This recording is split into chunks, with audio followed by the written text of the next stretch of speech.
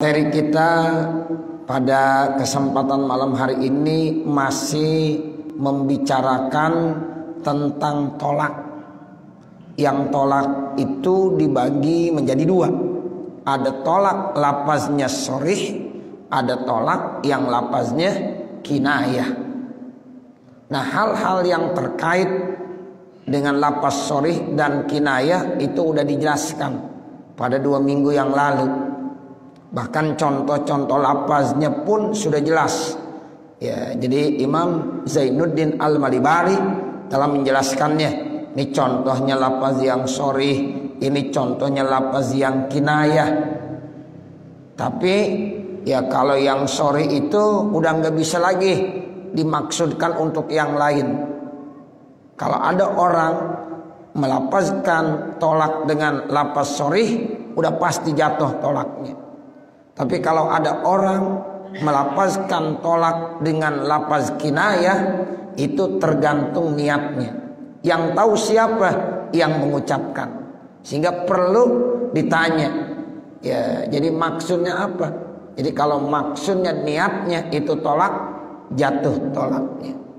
Tapi kalau dia tidak maksud untuk tolak, ya tidak jatuh. Nah, begitulah ya penjelasan Syekh Zainuddin Al-Malibari pada 2 minggu yang lalu. Nah, sekarang ada satu ya cabang masalah. Di sini beliau bilang lau kataba shoriha tolakin. Kalau seandainya ada seorang suami menulis tolak dengan lafaz sharih au kinayatahu atau dengan lafaz kinayah. Jadi seorang suami menulis tolak, ada yang bentuknya sharih, ada yang bentuknya kinayah. Terus walam yanwi iqa'at tolaki, kemudian suami tersebut tidak ada niat untuk menjatuhkan tolak, cuma ditulis doang gitu Bapak Saudara. Ya, ditulis ya, baik itu tulisannya tolaknya sharih isinya, ataukah tolaknya itu tulisannya kinayah. Tapi saat menulis dia tidak punya niat untuk menjatuhkan tolak kepada istrinya. Nah, itu bagaimana hukumnya? Palagun, itu sia-sia. Artinya ya itu enggak ada hukumnya. Itu namanya lagun begitu. Ya, jadi enggak ada hukumnya sama sekali. Ya, ditulis doang, dibaca kagak. Ya, kemudian enggak ada niat lagi, enggak ada niat untuk menjatuhkan tolak itu kepada istrinya, walaupun tulisannya sharih ataukah tulisannya kinayah. Sehingga kalau tidak ada niat dari yang menulisnya, maka itu tulisan lagun, artinya sia-sia, enggak ada hukumnya.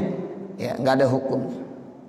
Kalau udah ditulis itu dalam ada niat di hati. Kan ini dibilang, ini kagak ada niat. Nah, begitu. Kan niat itu yang punya yang nulis. Dia mungkin sekedar nulis doang, tapi kagak ada niat, lebih bisa aja. Ya, yang namanya hati orang kan gak ada yang tahu. Nah, begitu. Makanya di sini walam yanwi, kan begitu. Dia kagak niat. Ya, cuma nulis doang. Gitu. Dia nulis doang, kagak ada niat, makanya hukumnya lagun, sia-sia. Kagak ada hukumnya. Tapi kalau memang diniat, ya itu jatuh. Ya, diniat. Ini dalam hati dia kagak niat, dia cuma nulis doang, nulis. Bisa aja, ya bisa aja terjadi. Ya, karena memang adanya di dalam hati, dan yang tahu ya orang tersebut yang menulisnya. Ya, sehingga di sini dibilang dan orang tersebut tidak ada niat menjatuhkan tolak. Itu harus digaris bawah itu. Walam yanwi iqa'at tolaki.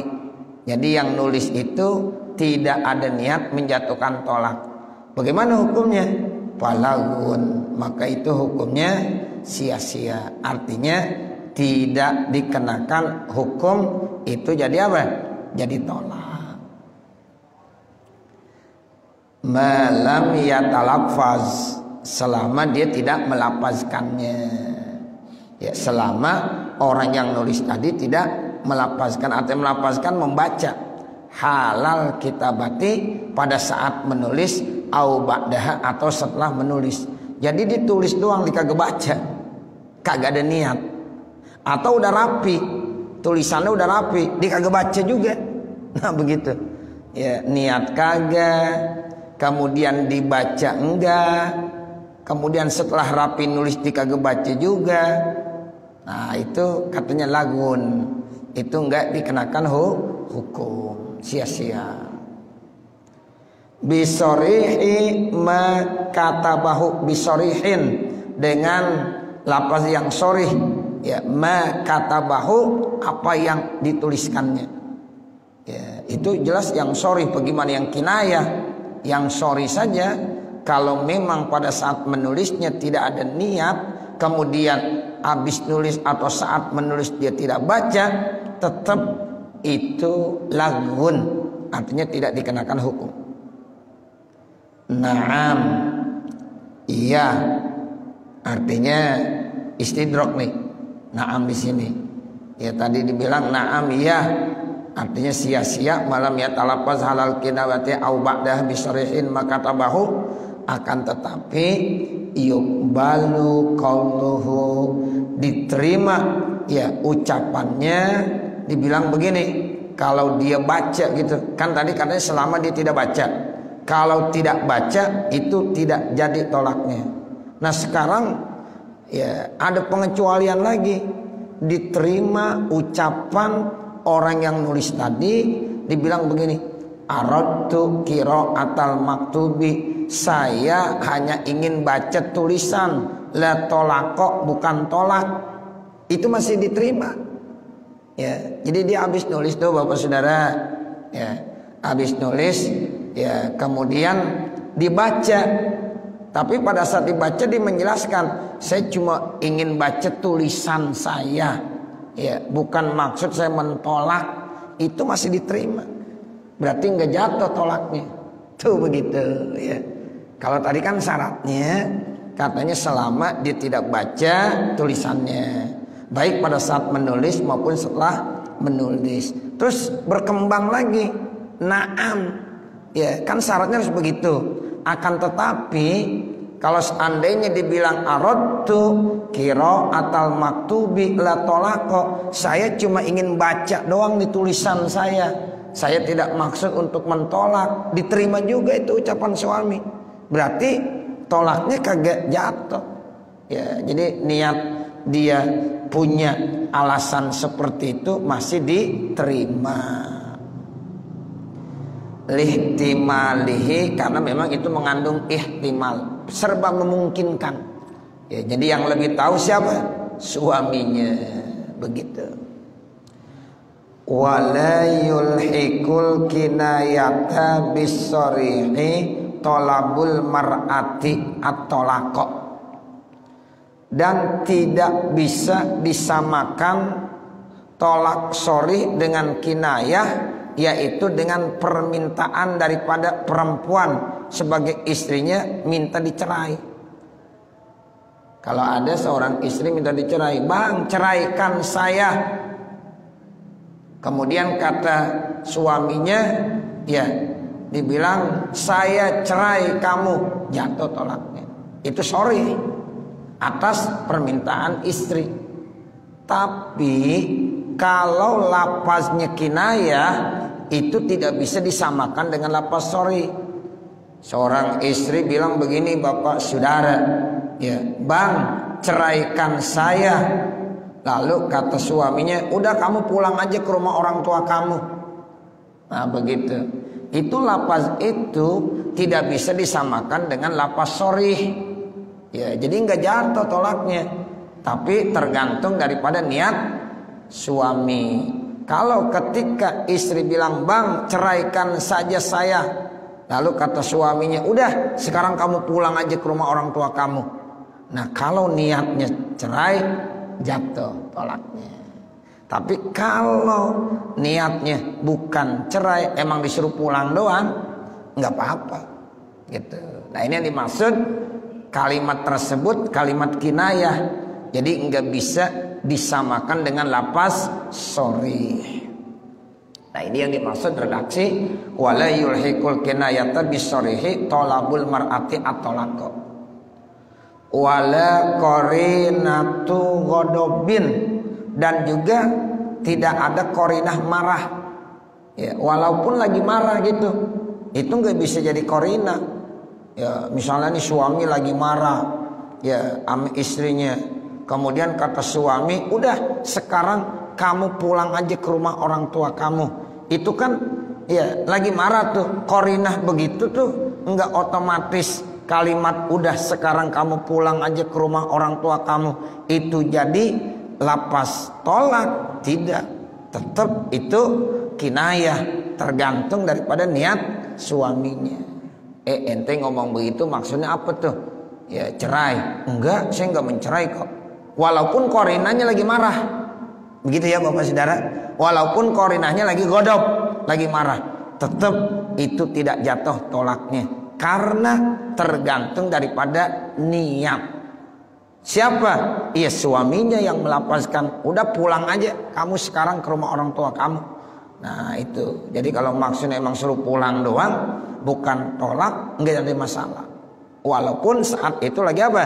Lagi marah, ya lagi ada ya apa? Misalnya ya antara suami dengan istri mungkin berebut omongan, ya lagi bertengkar, itu namanya wala qarinatu ghadab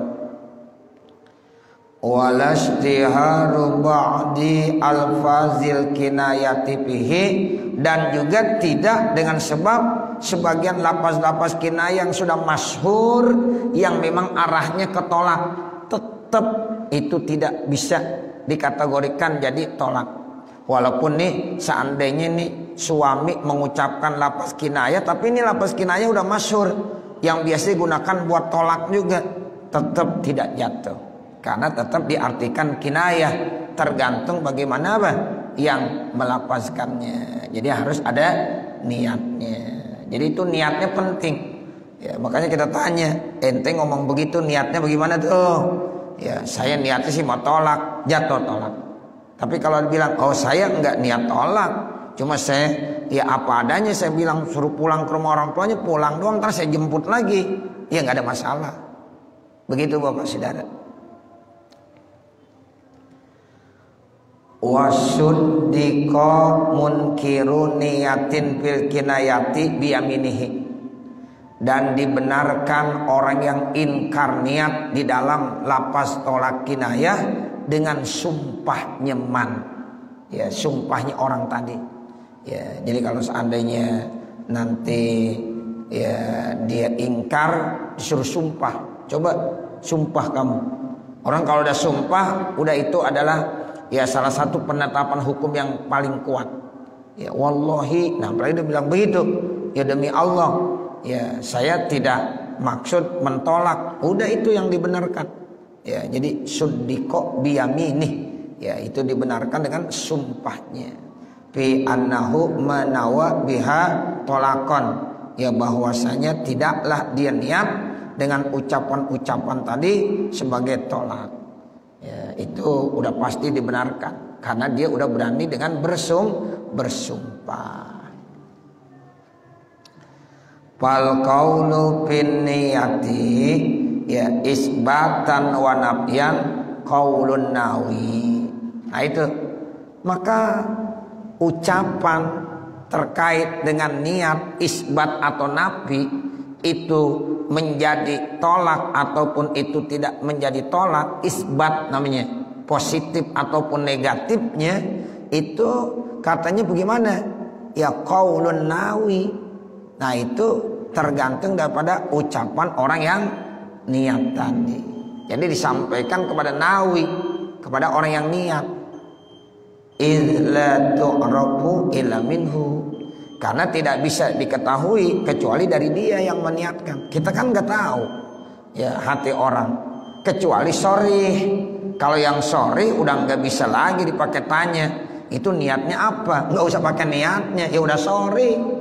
Ya anti tolikun, ya udah sorry. Ya itu ente maksudnya apa? Ya nggak pakai maksudnya, emang udah jelas. Ya, tapi kalau bilang engkau sekarang pulang aja ke rumah orang tua kamu, itu perlu ditanya. Ya, nah itu tergantung an-nawi, perkataan orang yang niat. Oh, saya niatnya mencerai, jatuh tolaknya. Oh, saya niatnya tidak mencerai, tidak jatuh tolaknya. Nah, itu yang dimaksud fal qaulu bin niyati isbatan wa nafyan qaulun nawi. Ya, isbat maupun nafi, ya, dia dihukumkan tolak atau dia tidak dihukumkan tolak tergantung ucapan orang yang ya meniatkan tadi.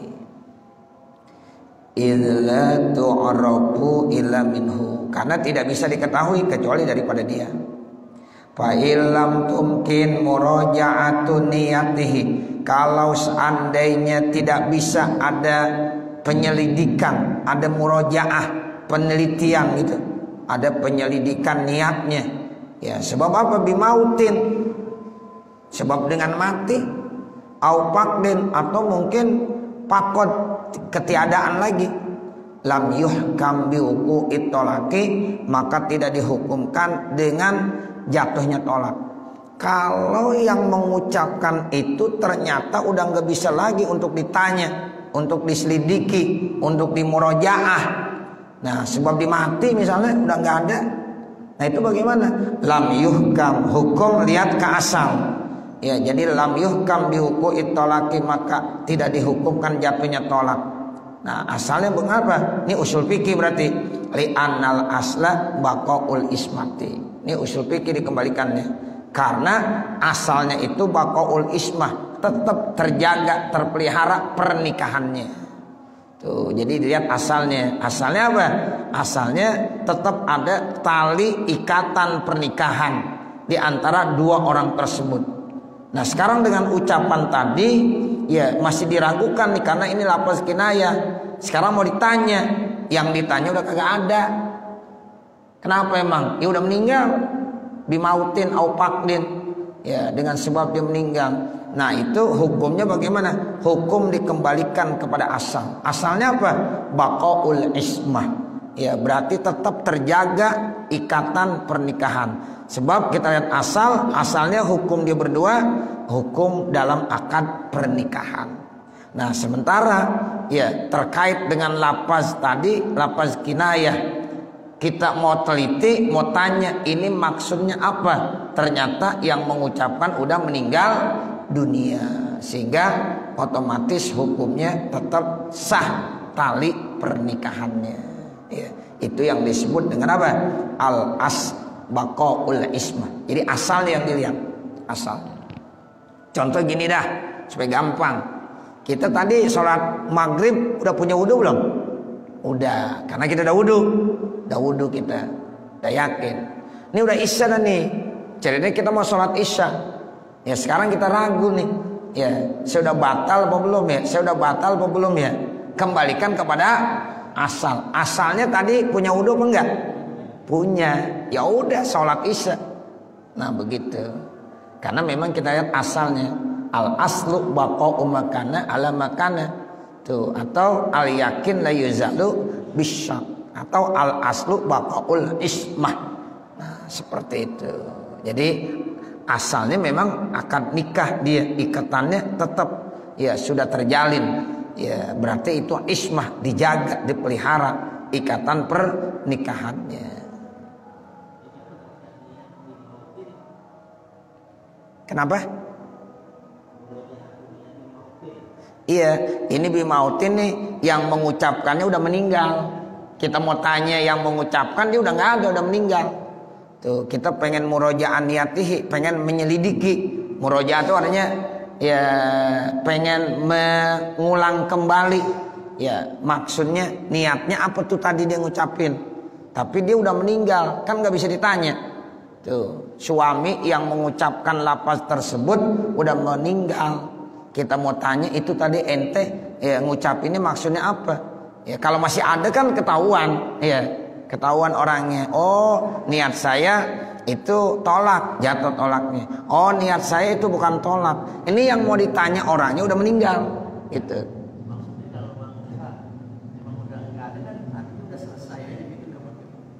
Iya, kan maksudnya istri baru mengungkapkan gitu. Ya kemarin suami saya ngomong begini-begini. Nah begitu.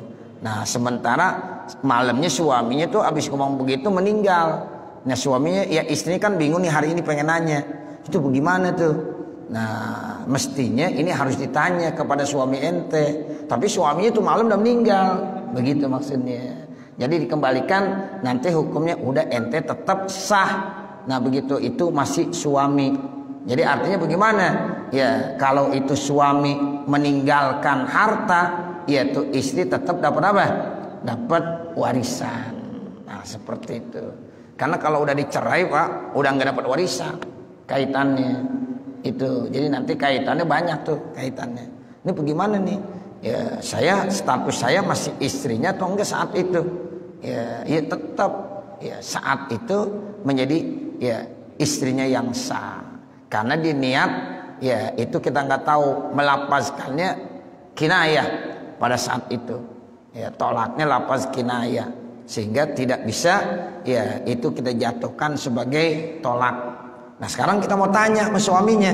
Suaminya udah meninggal sehingga dikembalikan ke asal. Ya berarti tetap ikatan pernikahannya saat itu. Nah dia tetap jadi suami ya istri yang sah. Ketika suaminya meninggal dunia, berarti ya dia tetap dapat warisan dari harta suaminya. Puruun ini satu cabang dari masalah. Puru dari jamak paraun, puru beberapa cabang. Qala bil Ubabi berkata sahibul Ubab di dalam kitab Al-Ubab, manismu zaujati Fatimah masalam. Siapa-siapa yang nama istrinya Fatimah. Ini satu contoh. Kalau ada seorang suami punya istri namanya Fatimah, masalan contohnya. Faqala ibtidaan au jawaban, maka nih suami bilang baik dalam ibtida permulaan atau dalam segi jawaban-jawaban. Li talabiha at-talaqa, karena permintaan tuh istri terhadap dia minta ditolak. Jadi istrinya minta supaya ditolak. Fatimatu talikun. Lalu suaminya bilang begitu. Ya, jadi ini suami bilang kata-kata Fatimatu talikun. Ini bisa sebagai jawaban, bisa juga sebagai ibtidaan. Kalau ibtidaan artinya dia mulain aja ngomong tuh suami, Fatimah talikun. Ya, atau sebagai jawaban. Jawaban dari mana? Dari permintaan istrinya. Ya, istrinya minta supaya tolak saya. Lalu suami bilang Fatimatu talikun. Fatimah itu dicerai. Wa arada ghairaha. Namun itu suami ya mengucapkan lafaz Fatimah talikun maksudnya bukan Fatimah istrinya. Tuh begitu. Jadi dibilang ya Fatimah talik. Ya, maksud suami itu saya bukan maksud Fatimah istri saya, tapi Fatimah orang lain. Nah itu, bagaimana hukumnya? Lam yukbal, itu omongan begitu kagak bisa diterima. Tuh, berarti tetap jatuh, ya tolak. Ya, itu begitu ya. Lam yukbal itu artinya jawaban suami bilang, oh saya ngomong begitu bukan yang saya maksud istri saya. Itu mah Fatimah au yang di mana dong? Nggak bisa. Karena ini sharih. Ya. Dan itu udah atas tolak permintaan daripada istrinya. Baik itu dikategorikan sebagai ibtidai atau sebagai jawaban, tetap ya itu nggak diterima kecuali itu jatuh tolaknya. Begitu ya Bapak, Saudara. Ya, jadi ada seorang istri dari seorang suami namanya Fatimah istrinya. Lalu ya Fatimah ini minta dicerai. Ceraikan saya, ngomongnya sama suaminya. Lalu suaminya bilang Fatimah talik, dibilang begitu. Ya Fatimah itu udah dicerai. Nah ini ya bahasanya Fatimah talik bisa dua. Bisa kemungkinan ibtidai, awal aja nggak ada kaitan dengan permintaan, bisa juga sebagai jawaban dari permintaan istrinya tadi. Baik ya ibtidai maupun jawaban. Nah itu kalau seandainya suaminya bilang saya ya mengatakan itu maksudnya bukan istri saya mengatakan kepada orang lain, tidak bisa diterima.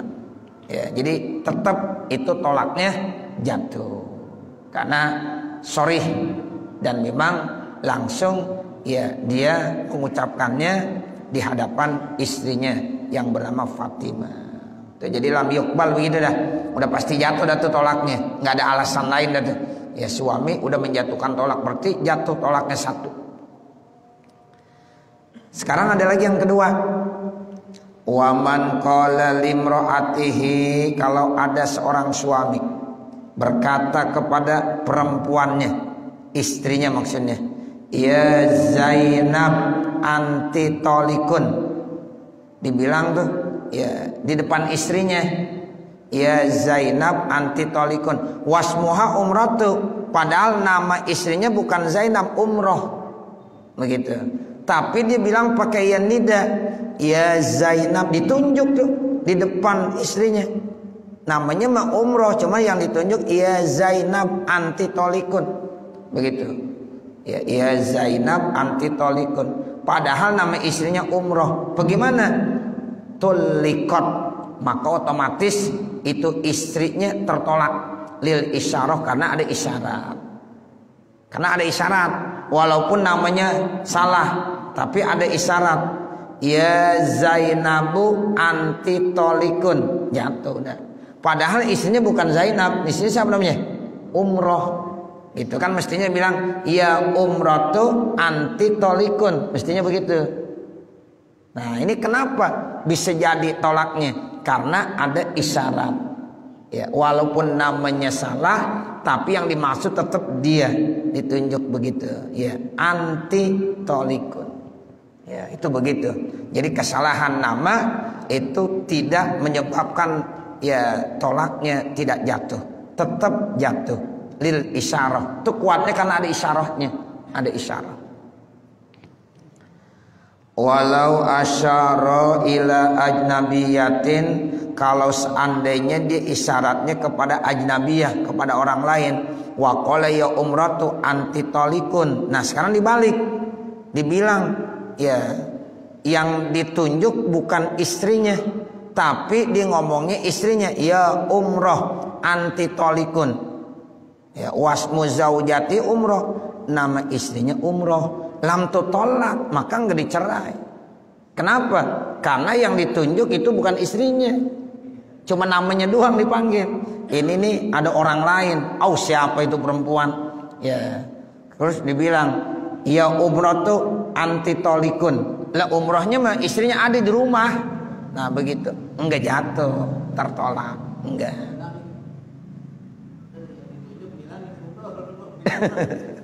Iya, jadi karena memang namanya benar, tapi orangnya bukan umroh istrinya.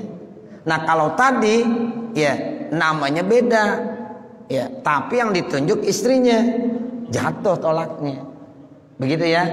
Ya nama istrinya umroh, ya kemudian dibilang ya Zainab anti tolikun, jatuh itu tolaknya. Walaupun nyebutnya Zainab, tapi yang ditunjukkan istrinya, ya otomatis dia. Sekarang orang lain, ya dipanggil umroh, istrinya umroh, ya umroh anti tolikun. Ya gimana nih dia terhadap istrinya yang namanya umroh? Iya kagak tertolak, umroh ada di rumah. Ya, nah seperti itu. Ya. Ini kaitannya, ya bagaimana ta'yin, ya menentukan siapa orang yang dihitobnya. Ya begitu. Jadi bukan sekedar nama, tapi langsung ya dirinya itu yang ditunjuk. Itu lebih kuat, isyarah itu lebih kuat. Walaupun namanya salah, tapi yang ditunjuk benar dia, jatuh tolaknya. Waman qala, atau yang ketiga ada lagi begini. Ada seorang suami bilang, imro'ati tolikun, istri saya ditolak. Dibilang begitu, ya imro'ati tolikun musyiron hal keadaannya dia memberikan petunjuk li ihdam ro'ataihi kepada salah satu daripada dua istrinya. Istrinya ada dua. Ya, dibilang ya imro'ati tolikun wa arodal ukhra, kemudian dia maksud kepada yang lain. Nah begitu, karena ini istrinya ada dua. Ya kemudian dibilang imro'ati tolikun, dia ngomong kepada yang namanya Fatimah, padahal yang dimaksud bukan Fatimah. Misalnya satu lagi umroh. Nah itu bagaimana? Kubila biyaminihi, bisa diterima. Itu jadi tolak dengan sumpahnya. Kalau suami bersumpah demi Allah, saya enggak maksud dia, saya maksud yang lainnya, ya kagak jatuh tuh, tolak tuh istri yang di depannya. Nah begitu, karena istrinya ada dua. Nah kemudian dibilang imro'ati aja, istri saya, ya saya tolak. Kan istrinya ada dua, ngomongnya sama yang satu, tapi yang dimaksud saya bukan ngomong sama ini, ya kepada yang lainnya, yang gak jatuh tuh tolaknya. Istri yang ini gak jatuh tolaknya. Nah begitu, itu bagaimana caranya? Harus ditanya dan harus bersumpah itu suami. Sumpah, bener gak ente ngomong begitu? Wallahi demi Allah, ya udah bener. Ya kalau dia enggak berani sumpah, jatuh tolaknya. Tapi kalau dia udah berani sumpah, maka itulah putusan yang terakhir. Jadi sumpah itu putusan yang terakhir. Kita harus terimain udah. Jadi wa aradal ukhra kubila biyaminihi. Kemudian waman lahu zaujatani, kalau ada orang laki-laki punya istri dua, ismu kulli wahidati minhuma, tiap-tiap satu namanya Fatimah binti Muhammad wa urifa ahduma, dan diketahui salah satunya Bizaidin. Satu namanya Fatimah binti Muhammad, satu Fatimah binti Zaid. Tuh, Fatimah juga. Ya, tapi satu Fatimah binti Muhammad, yang satu Fatimah binti Zaid. Pakola, maka ini suami berkata, Fatimah binti Muhammad tolikun, dibilang begitu. Ya, Fatimah binti Muhammad tercerai. Wanawa binta Zaid, ternyata dia pengennya yang dimaksud binta Zaid. Ya, itu bagaimana? Kubila, itu ya yang dikatakan oleh suaminya, kubila, diterima. Nah begitu. Padahal yang masyhur ya udah Fatimah binti Muhammad, Fatimah binti Muhammad. Nah sekarang dibilang Fatimah binti Muhammad tolik. Ya, nah itu bagaimana? Suami niatnya bukan binti Muhammad, tapi binti Zaid. Nah kalau suami mengucapkan itu, niatnya itu kubila, diterima. Ya, jadi artinya tergantung yang diniatkan. Ya udah, berarti nggak tercerai Muhammad binti Muhammad, ya Fatimah binti Muhammad. Karena yang dimaksud Fatimah binti Zaid. Nah, jadi itu dikembalikan kepada orang yang mengucapkannya. Intaha, selesailah Sohibul Ubab berkata di dalam kitab Al-Ubab. Qala Syekhuna, berkata tuan guru kami Syekh Zainuddin Al-Malibari punya guru namanya Syekh Ibnu Hajar Al-Haytami. Nah makanya disebut Syekhuna. Berkata guru kami, yang dimaksud Syekh Imam Ibnu Hajar. Lam yukbal, kata Imam Ibnu Hajar, enggak diterima fil mas'alatil ula, pada masalah yang pertama. Ai zohiron, secara zohirnya enggak diterima. Tuh, sebab nyata dia udah mencerai. Itu kata Imam Ibnu Hajar Al-Haytami. Tapi bal yudayyanu, akan tetapi nanti masuk ke dalam mudayyan. Nah, kalau masalah batin hati, ya udah tanya yang ngomong langsung, berarti suaminya. Kalau memang dia udah berani bilang begitu, ya udah mudayyan. Ya tergantung dia nanti dengan Allah. Ya, secara zohir kata Imam Ibnu Hajar itu nggak diterima sebenarnya secara zohir, tapi secara batin mudayyan, dikembalikan dia dengan Allah. Yang lebih tahu dia sama Allah dah, terserah dah urusan dia dengan Allah. Nah kalau udah dibilang mudayyan begitu tuh, ya itu istilahnya mudayyan.